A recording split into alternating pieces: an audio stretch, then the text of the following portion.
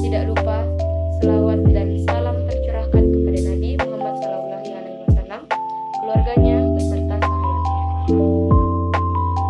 Semoga kita semua mendapatkan syafaatnya dan mendapatkan petunjuk hingga hari kiamat nanti. Hari ini saya akan membawakan dakwah tentang bagaimana agama menjamin kebahagiaan.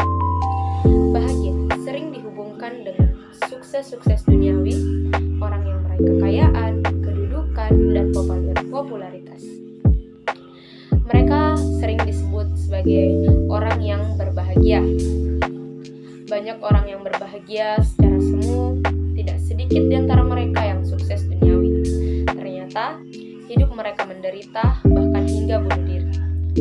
Rasa bahagia itu berhubungan dengan suasana hati, yakni hati yang sehat, qalbun salim. Sedangkan suasana hati hanya bisa diciptakan melalui iman dan mengikuti petunjuk Al-Quran. Agamalah yang menjadi pangkalnya. Tujuan hidup manusia adalah sejahtera di dunia dan bahagia di akhirat.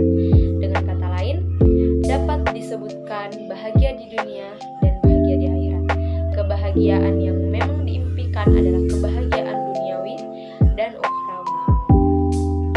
Kebahagiaan duniawi bisa didapat oleh orang yang beriman dan juga tidak beriman. Untuk kebahagiaan ukhrawi akan diperoleh dengan modal iman, ilmu, dan amal.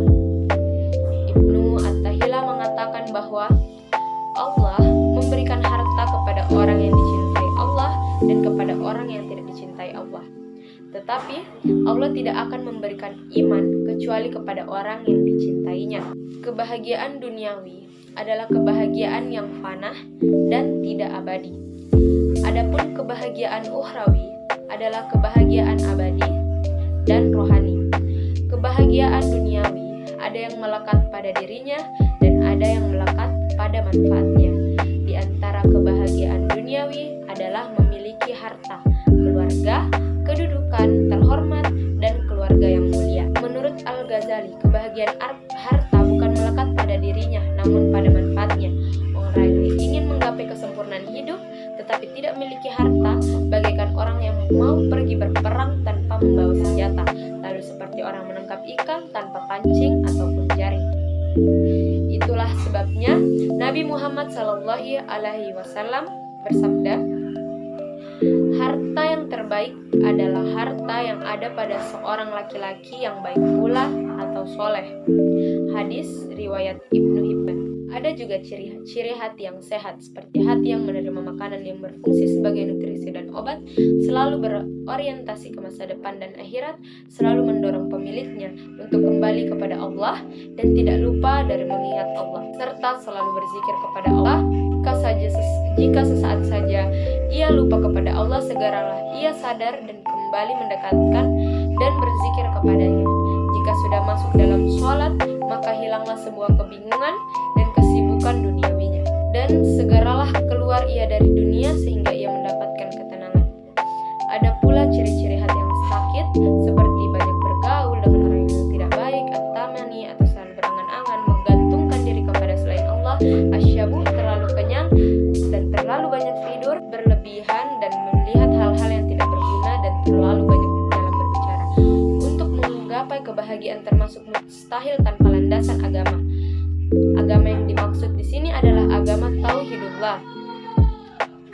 Seperti pada Quran surah Ar-Rum ayat 30 yang artinya, maka hadapkanlah wajahmu dengan lurus kepada Allah, tetaplah atas fitrah Allah yang telah menciptakan manusia menurut fitrah itu. Tidak ada perubahan pada fitrah Allah, itulah agama yang lurus. Tetapi kebanyakan manusia tidak mengetahui. Yang dimaksud fitrah Allah pada ayat tersebut adalah bahwa manusia diciptakan oleh Allah mempunyai naluri beragama, yaitu agama tauhid. Kalau misalnya ada manusia yang tidak beragama tauhid, maka hal itu tidaklah wajar. Mereka tidak beragama tauhid itu karena disebabkan oleh banyak faktor dari pengaruh lingkungan mereka. Mengapa kebahagiaan tidak mungkin digapai tanpa tauhidullah? Sebab kebahagiaan hakiki itu hanya milik Allah Subhanahu wa taala.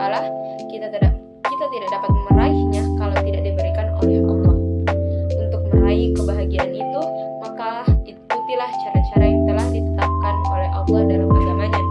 Dan mencapai kebahagiaan selain yang telah digariskan oleh Allah Subhanahu wa Ta'ala adalah kesesatan dan penyimpangan. Jalan sesat itu tidak dapat mengantarkan kalian semua ke tujuan akhir, yaitu kebahagiaan.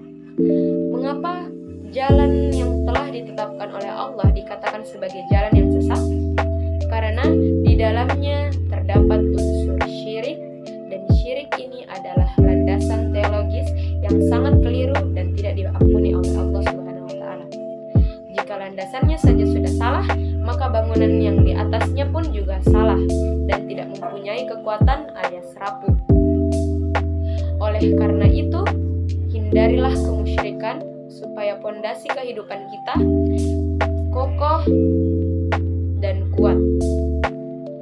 Landasan itu akan kokoh dan kuat kalau berdirilah kalian di atas tauhidullah. Hanya itu, jika ada salah kata mohon dimaafkan, sebab manusia tidak ada yang sempurna karena kesempurnaan hanya milik Allah Subhanahu wa Ta'ala. Wassalamualaikum warahmatullahi wabarakatuh.